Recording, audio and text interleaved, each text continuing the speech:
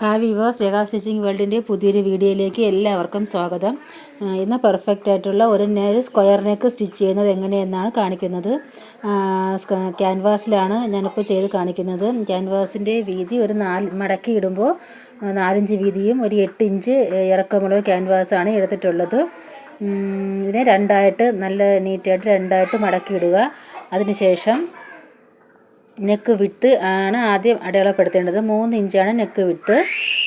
നെക്കിൻ്റെ ഇറക്കം ഒരു 6.5 ഇഞ്ച്, തയ്യൽ തുമ്പും കൂടെ ചേർത്താണ് 6.5 ഇഞ്ച്. എന്നിട്ട് നന്നായിട്ട് സ്ക്വയർ ഷേപ്പിൽ വരച്ചെടുക്കുക.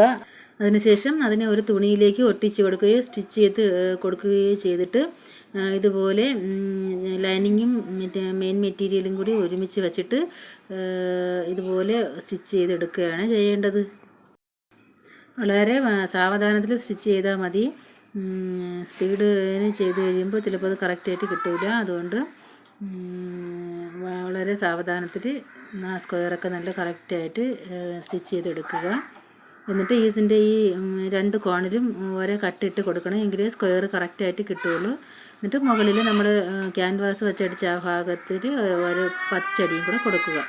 എന്നിട്ട് അകത്തേക്ക് മടക്കി തയ്യൽ തുമ്പ് പുറത്ത് കാണാതെ നല്ല ഭംഗിയിൽ നമുക്ക് അടിച്ചെടുക്കാനായിട്ട് കഴിയും.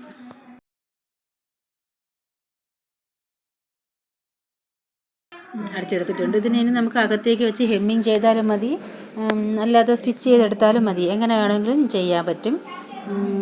ഇങ്ങനെയാണ് നല്ല കറക്റ്റായിട്ട് ഒരു സ്ക്വയറിനൊക്കെ സ്റ്റിച്ച് ചെയ്തെടുക്കുന്നത്.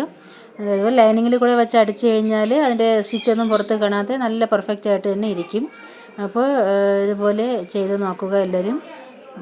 വീഡിയോ ഇഷ്ടപ്പെട്ടാൽ ആരും ലൈക്ക് ചെയ്യാനും സബ്സ്ക്രൈബ് ചെയ്യാനും ഒന്നും മറക്കരുത്.